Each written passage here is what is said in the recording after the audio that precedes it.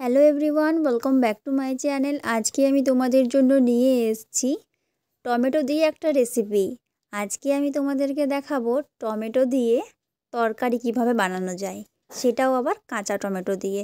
তো তোমরা তো চাটনি অনেক খেয়েছো টমেটোর, আজকে এই তরকারিটা খেয়ে দেখবে, আশা করছি সকলেরই খুবই ভালো লাগবে। আর যে বন্ধুরা এখনও আমার চ্যানেলটা সাবস্ক্রাইব করোনি তারা প্লিজ আমার চ্যানেলটা সাবস্ক্রাইব করে আমাকে একটু সাপোর্ট করো বন্ধুরা। তো চলো রেসিপিটা শুরু করি। দেখো, আমি কাঁচা টমেটোর তরকারি বানানোর জন্য কাঁচা টমেটো তুলে নিয়েছি গাছ থেকে। এই টমেটোগুলো কিন্তু আমার বাড়ির গাছ থেকে তোলা।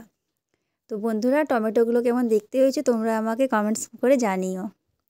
তো দেখো, কাঁচা টমেটোগুলো আমি ঠিক এইভাবে কেটে নিয়েছি ছোট ছোট করে। এরপর আমি এটা দিয়ে তরকারি বানাবো। তো দেখো, প্রথমে আমি কড়াই বসিয়ে দিলাম। কড়াইতে দিয়ে দিলাম একটুখানি সর্ষের তেল। এরপর এর মধ্যে দিয়ে দিলাম 5 ফোড়ন। এরপর দেখো দিয়ে দিলাম পেঁয়াজ কুচি। পেঁয়াজ কুচিটা কিন্তু আমি ছোট ছোট করে কেটেছি।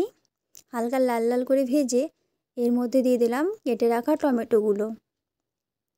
এরপর এটা আমি একটু হালকা করে ভেজে নেব। তো দেখো, টমেটোগুলো কিছুক্ষণ ভেজে নিয়েছি আমি হালকা করে একদম। এইভাবে হালকা লাল লাল হয়ে আসলে এর মধ্যে আমি দিয়ে দিলাম পরিমাণ মতো নুন, আর দিয়ে দেব হলুদ গুঁড়ো। এরপর এটাকে আমি ভেজে নেব। এইভাবে কিছুক্ষণ আমি ভাজতে থাকবো। তো দেখো, কিছুক্ষণ ভেজে নেওয়ার পর এর মধ্যে অ্যাড করে দিচ্ছি আমি জিরের গুঁড়ো আর লঙ্কার গুঁড়ো। একদম কম পরিমাণে দিয়েছি আমি মশলাটা। তো দেখো, এটা পুরো ভাজা ভাজা হয়ে এসছে। এরপর দিয়ে দিলাম আমি জল। তো জল দিয়ে দিয়েছি বন্ধুরা। এরপর আমি ধনেপাতা দিয়ে এটাকে নামিয়ে নেব, জলটা শুকিয়ে এলে একটু।